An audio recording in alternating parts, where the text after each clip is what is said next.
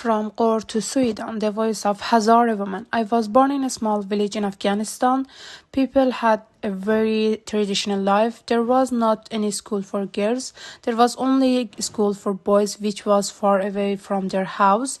At the age of 12, my father made decision to take us to Iran.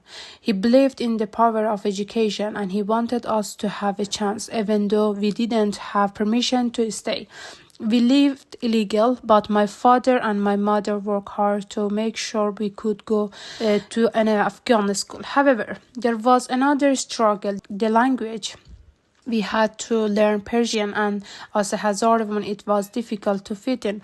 When we made a mistake, people would laugh, making me feel ashamed of my mother tongue. But I kept learning because I knew I had to. After 5 years, my father decided to take us another step. We tried to cross the border into Turkey, but the police catch us and send us back to Afghanistan.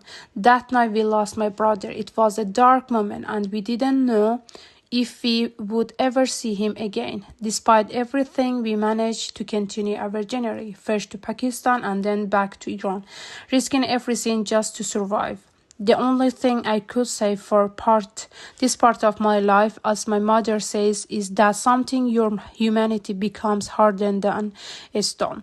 During these years, I missed my brother deeply. I could hear his pain every time we spoke on the phone. His voice would crack with emotion and we would cry together. We all longed to be together again, but we didn't know when that would happen. For Hazara women like me, life was often about enduring pain and separation in silence. After several years, my brother managed to get permission for us to come to Sweden. We arrived. It was like starting all over again, learning a new language, adapting to a new culture. I found work delivering newspaper after I living a month in Sweden and volunteered to immerse myself in Swedish society. I worked at Malmö University working with researchers.